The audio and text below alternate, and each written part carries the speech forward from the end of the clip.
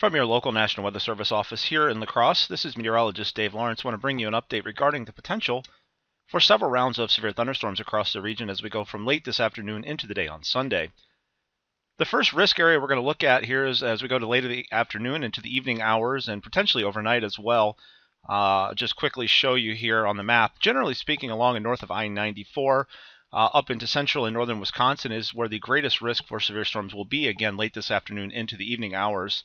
And the threats with those could include potentially an isolated tornado near and north of I-94 through the evening, large hail, damaging winds, and locally heavy rainfall. And that heavy rain threat may exist as we go into the evening and overnight hours as well. In the area you see shaded in blue here, there is a risk for thunderstorms to potentially line up and track over the same areas as we go through the overnight hours.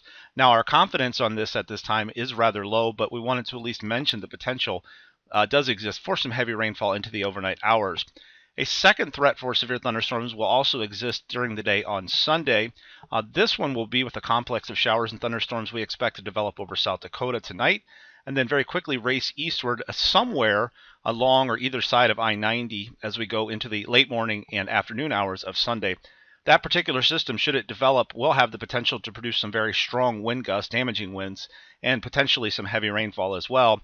And there is now an enhanced risk for severe thunderstorms you can see for areas generally north of the Iowa and Minnesota border on up towards central Wisconsin and portions of east central Minnesota. Looking from a forecast radar perspective, here we are at 5 p.m. this evening. We do see some showers potentially trying to develop as a cold front works in by later this afternoon and as we go into the early evening hours. This again is a model forecast, so don't believe it as exact reality, but do notice there are some showers and thunderstorms bubbling into central Wisconsin. Again, those could be severe with an isolated tornado, damaging winds, and large hail.